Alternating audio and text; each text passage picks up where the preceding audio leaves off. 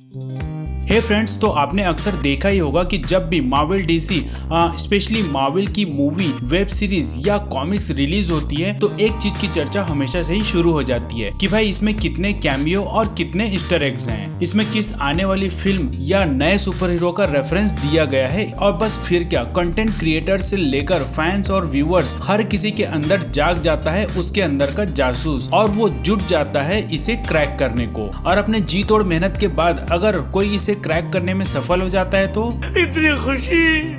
पर क्या आपने ये कभी सोचा है कि आखिर ये मेकर्स ऐसे ईस्टर एग टाइप के एक्सपेरिमेंट करते क्यों हैं? ये सब शुरू कहाँ से हुआ, इसकी हिस्ट्री क्या है? इन सारे सवालों का जवाब आज हम इस वीडियो में बहुत ही रोचक तरीके से जानने की कोशिश करेंगे दोस्तों, और साथ ही देखेंगे कि इस ईस्टर एग के कॉन्सेप्ट में इंडियन कॉमिक्स और फिल्म्स कहाँ स्टैंड करती है। तो शुरू करते हैं आज का ये नॉलेजेबल शानदार वीडियो दोस्तों। पर वीडियो शुरू करने से पहले मैं वही पुराना घिसा पिटा डायलॉग मारूंगा, वीडियो अंत तक देखें, चैनल में नए हो तो पहले सब्सक्राइब कर लें, लाइक और शेयर भी कर लें। यार अगर तुम लोग भी ये सुनकर बोर हो गए हो तो प्लीज आप लोग ही मुझे कुछ कमेंट बॉक्स में नया सजेस्ट कर दो।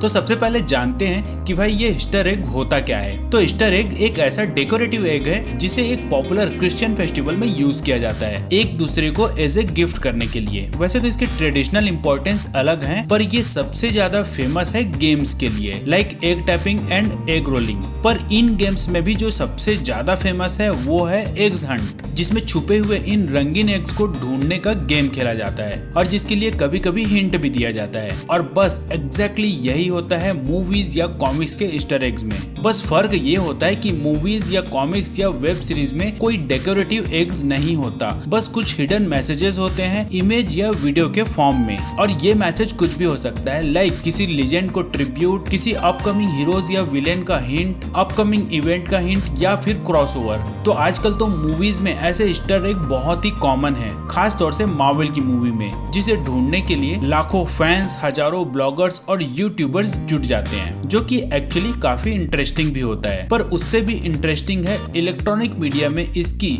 यानी कि ईस्टर एग की शुरुआत, जो किसी मूवीज या टीवी शो से नहीं बल्कि वीडियो गेम से हुआ था। जब अराउंड 1980 में अटारी वीडियो गेम कंपनी के एक game developer software engineer Warren Robinett ने एक वीडियो गेम एडवेंचर के प्रोग्रामिंग के दौरान अपना नाम बड़े ही स्मार्टली तरीके से छुपा कर रख दिया था। और वो ये सब इसलिए किया था क्योंकि 80s और अर्ली 90s एक ऐसा टाइम था जब गेमिंग या सॉफ्टवेयर कंपनीज अपने सबसे टैलेंटेड सॉफ्टवेयर इंजीनियर को छुपा कर रखती थी। उसका नाम भी क्रेडिट लिस्ट में नहीं आता था ताकि कोई दूसरी कंपनी उसे अप्रोच न कर सके, क्योंकि अगर ऐसा हुआ तो एम्प्लॉय कंपनी छोड़ने या पगार बढ़ाने सैलरी बढ़ाने की डिमांड कर सकते थे।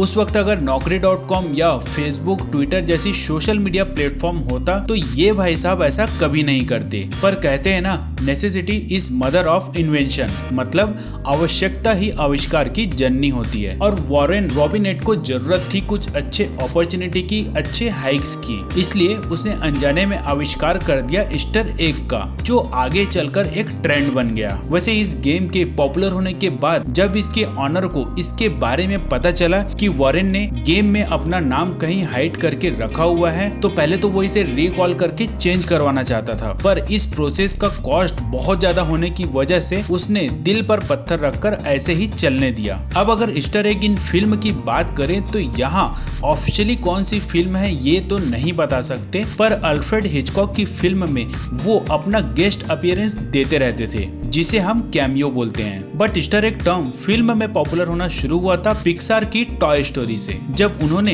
एक हिडन पिज्जा प्लैनेट ट्रक को as a Easter egg use किया था, और फिर वो ऑलमोस्ट हर पिक्सार की मूवी में दिखने लगा, जैसे कि a bug's life, toy story 2, cars, finding Nemo, finding Dory etc। पर जब ये मूवीज आई थी तब उस वक्त सोशल मीडिया या फिर यूट्यूब जैसा प्लेटफॉर्म न होने के कारण इसे प्रोडक्शन हाउस जस्ट आइडेंटिफिकेशन के तौर पे यूज करती थी। वहीं अगर आज के ईस्टर एग की बात करें तो क्रिएटर इसे एक बहुत ही बड़ी प्रमोशनल स्ट्रेटजी के तौर पर यूज करते हैं। हाल ही में आई शैंग-ची के ट्रेलर में कैप्टन अमेरिका का ये शील्ड दिखाना उसी प्रमोशन का एक हिस्सा था। हो सकता है पूरे मूवी में इस शील्ड का कोई मतलब ना हो, पर ट्रेलर में इसे स्पेशली दिखाना ये बताता है कि मार्वल ईस्टर एग को कितना सीरियसली लेता है। और वैसे भी भाई 2 मिनट के ट्रेलर को लेकर हजारों ब्रेकडाउन बने और महीने उसकी चर्चा हो, ये कौन नहीं चाहेगा। वैसे फिल्म में जब भी ईस्टर एग की बात आती है तो लोगों का ध्यान मार्वल की तरफ ही जाता है, पर अगर कॉमिक्स में ईस्टर एग की बात करें तो यहाँ डीसी कॉमिक्स का ही नाम लिया जाता है, जिसने सबसे पहले 1987 में आई अपनी comics Teen Titans spotlight number 11 में टिंटिन का रेफरेंस दिया था। ठीक वैसे ही एलन मूर के एक कॉमिक्स टॉप 10 के एक पैनल में सुपरमैन का रेफरेंस दिया गया था, जिसमें उसके कॉस्ट्यूम में होने वाले चेंजेस का हिंट दिया गया था, जैसे कि आप यहाँ पढ़ सकते हैं, time for a change of outfit. फिर मार्वल ने भी कुछ ऐसा ही एक्सपेरिमेंट किया अपने एक कॉमिक्स में पोपाई को दिखाकर, और इस तरह पब्लिशर्स बीच बीच में अलग अलग कॉमिक्स में ऐसे एक्सपेरिमेंट्स करते रहते थे। अब अगर इस मामले में इंडिया की बात करें तो इंडिया में कुछ गिने चुने फिल्मों को छोड़ दिया जाए तो ईस्टर एग का तो यहाँ नामो निशान ही नहीं है, क्योंकि भाई इंडियंस का मानना है कि अंडे जैसी चीज को खाई जाती है, न कि सजाई या छुपाई। जोक्स अपार्ट, वैसे इंडिया में इस कल्चर के ना होने का सबसे बड़ा कारण है कि हमारे यहाँ ऐसा कोई फेमस यूनिवर्स ही नहीं है जिसमें इस तरह का कोई एक्सपेरिमेंट किया जा सके।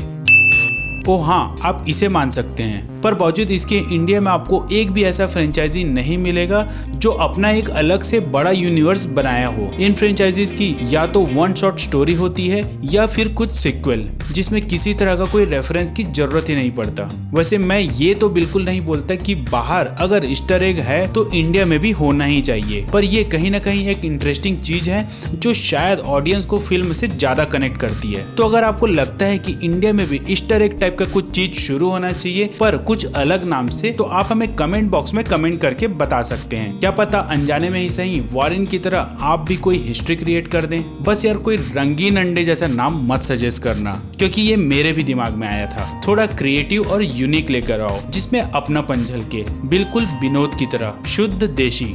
So that's it for today guys. जल्द ही मिलते हैं अगले वीडियो में ऐसे ही किसी मजेदार टॉपिक के साथ। तब तक के लिए tata bye bye, take care.